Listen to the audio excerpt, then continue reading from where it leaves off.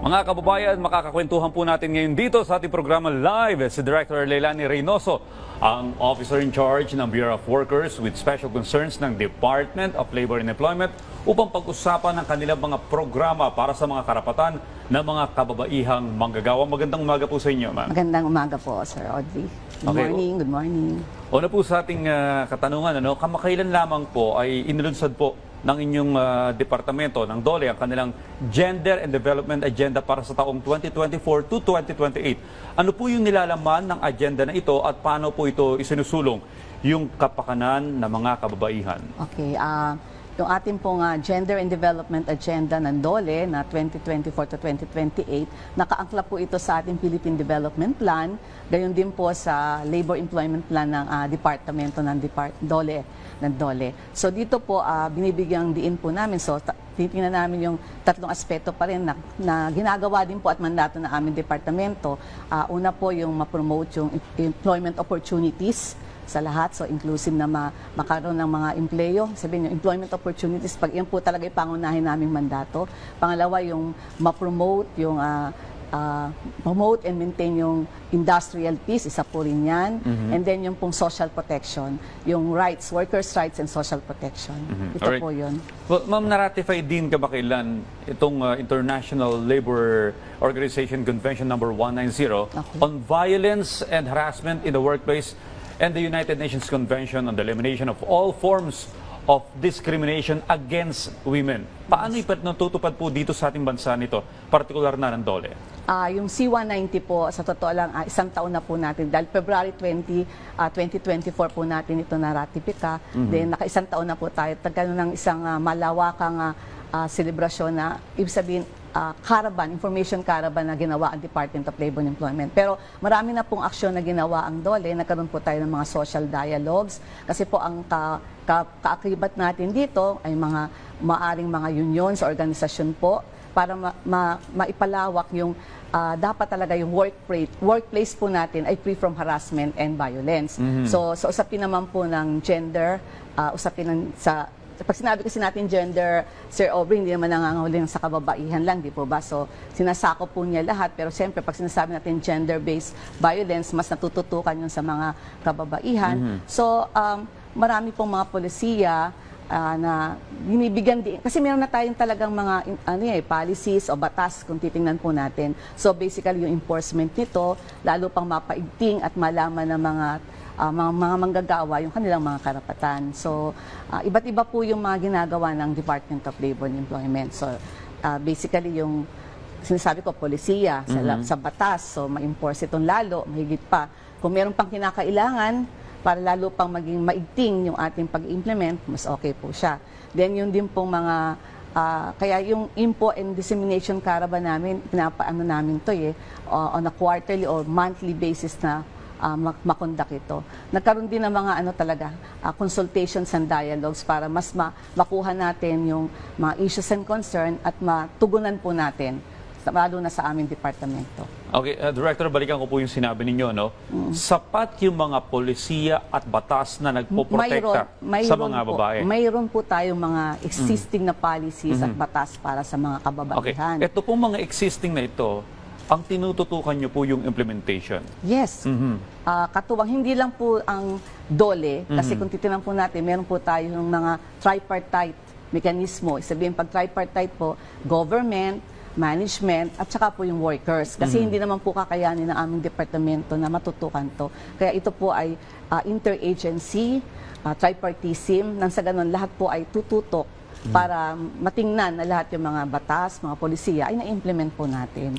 Alright. Well, Director, pag-usapan po natin yung oportunidad para sa mga kababaihan. Yes. Sa DOLE po, ano po yung mga interventions na inyong isinasagawa para magkaroon ng mas marami pang oportunidad para sa mga Filipina? Sa amin pong sinasabi natin equal opportunity, meron po tayong mga nakasaad naman doon na ang mga babae ay dapat hindi na-discriminate, di po ba? Talagang nabibigyan sila ng karapatang pagtugon para magkaroon sila ng opportunity sa paghahanap buhay. Ibig sabihin po natin, like nagko-conduct po kami ng mga job fair, di ba? Mga job fair, livelihood, nagbibigay din kami ng mga panghanap buhay. So sa lahat po ng binibigay namin mga programa, binibigyan pansin po na nabibigyan ng opportunity yung mga babae. Meron din po kaming programa sa mga establishmento namin, yung ini-emphasize namin dito, yung family welfare programs. Kasi ito pong family welfare programs, ay ini-ensure din po natin na mga kalalakihan, mas lalo na yung mga kababaihan, magkaroon talaga ng work-life balance. Kasi hinahanap po yun, di ba? Pag babae kasi expected sa atin na may work-life balance tayo. Hindi ko naman po sinasabi yung mga lalaki hindi dapat, pero mas sinasabi na mabigyan kasi alam naman natin ang gampanin ng mga babae pagdating sa tahanan. Well, Director, sa inyo pong datos, malaki po ba yung gender gap sa bilang ng mga manggagawa? No? Malaki din po ba yung pagkakaiba sa sahod ng lalaki at sa sahod ng babae? Sa tingin ko po, hindi po siya maaring magkaroon. Kung meron man, siguro minimal lang po, pero hindi maaring magkaroon ng pagkakaiba sapagkat meron po tayong, di ba, meron po tayong regional tripartite, National Wage Productivity Commission. Isabihin, yung sa wages po, talagang may minimum wage na nakalatad. So, dapat sumusunod po doon sa mga minimum wage na sinasaad ng batas. So, hindi pwedeng maiiba yung sweldo ng babae at maiiba yung sweldo ng lalaki sa ginagawa nilang parehong trabaho. So, yung minimum wage po, yun ang batayan na dapat natatanggap ng lahat, yung tamang pasweldo. Pero, ibig sabihin, minsan kasi nagkakaroon ng minimum wage, sa misconception. Yun lang dapat ang pasweldo. Hindi po. Nilalagay lang yung minimum wage para sabihin na yun talaga dapat matanggap na sweldo. Pero kung nagbibigay ng mas malaki ang kumpanya, mas okay po yun. Ini-encourage naman na kung nabibigay na yun, hindi po pwedeng babaan yun. At sabihin, ayun lang pala inilatag na minimum wage. Hindi po maaari. So kung natatanggap po nila ay higit pa sa minimum wage, okay po siya. Ayan. Tama po mga kababayan, kay Director na po mismo nanggaling na ito po yung pantay.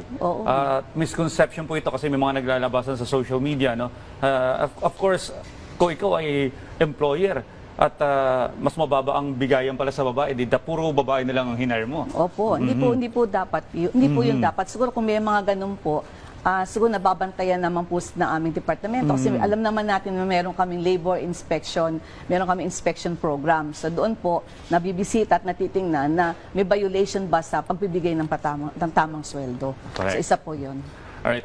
Pagtugon sa mga usaping panlipunan, malaki ang papel na ginagampanan po ng mga pag-uugnayan ng iba't ibang ahensya, lokal na pamahalaan, batayang sektor at iba pang mga stakeholders. Paano po ipinatutupad ng DOLE yung convergence upang matugunan po yung issue ng kahirapan? Okay. So yung terms naman po ng convergence, sa totoo lang po, hindi lang naman ang DOLE nakikipag-converge. Yung national government po, kami po sa national government ay nagtutulungan para po yung mga programa ay mapaabot po sa isang holistic na pamamaraan. Kaya meron tayo tinatawag ng mga convergence program. Sa aming pong departamento, may iba't iba kaming mga memorandum of agreements o memorandum of understanding na sinusulat lamang po siyempre yung mga gampanin ng bawat ahensya. Pero ang usapin doon, hindi naman sa amin lang to, kundi sa pakikipag-ugnay namin sa iba namin mga partners na mga national government, sa LGU, masigurado na lahat ng programa ay maibigay into a convergence o holistic approach. Kamukha po namin sa DOLE mismo, maski sa department namin, iba-iba po kami siyempre ng mga bureau, di ba? Pero may iba-iba rin kaming programa. Pero kami din po, ginagamit namin yung convergence para yung programa mismo sa aming sariling departamento ay maitulong namin at maibigay sa mga dapat na kliyente o benepisyaryo. Ganun po yun. So, siguro ang masasabi ko lang po, talagang ang ating pamahalaan, nandun po tayo sa usapin na pagtutulungan. Kasi kailangan po talaga magtulong-tulong ang lahat, national government, LGUs, maging yung sinasabi kong mga mamamayan, mga employers, mga workers, para po lalo natin ma-achieve yung gusto nating makuha na sustainable development for all. Na inclusive lahat. Director, ito po ang problema. Information dissemination. May mga liblib na lugar po na may mga kababaihan tayong kababayan na hindi nila alam yung kanilang karapatan kung kaya't sila po naaabuso.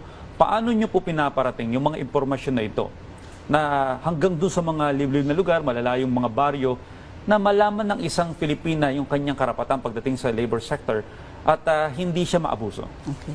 So, medyo yan po yung challenge pa rin talaga natin. Hindi tatanggapin natin na isa pa yan sa mga challenges. Pero kung titingnan po natin, sa amin po, kung babanggitin ko lang ang DOLE, meron po kami mga regional offices, may mga provincial offices po kami. At doon po sa mga local government units, meron po kaming partners dito, yung PESO. Di po ba yung Public Employment Service Office? Sa ganung paraan po, na ibababa po namin kung ano yung mga dapat na impormasyon na kinakailangan.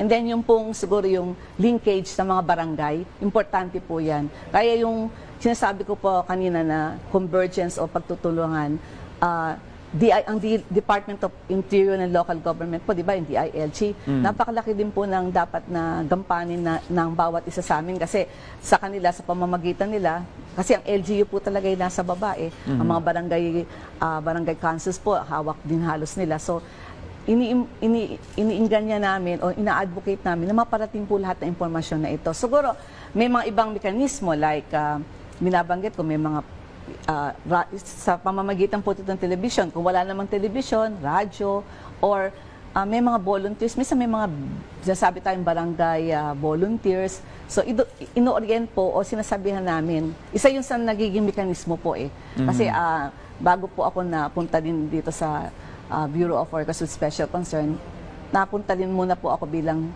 namumuno sa isang probinsya sa Region 3. So, ginagawa po namin talaga yung active na partnership para maibaba po yung programa. So, nandoon po yun eh.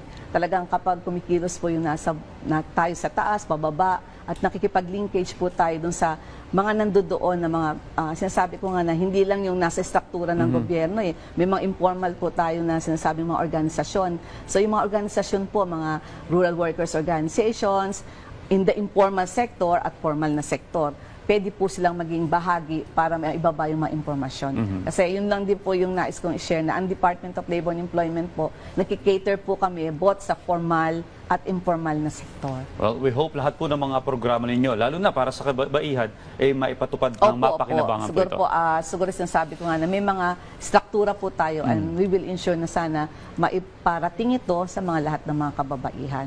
Pero sabi ko nga, challenge po, pero kaya. Alam kong kaya po natin. Alright, maraming salamat po sa lahat ng impormasyon na ibinahagi niyo po sa amin, Director Leilani Reynoso, sa pagbabahagi po sa amin ng mga importanteng programa na inyo pong departamento. Salamat po.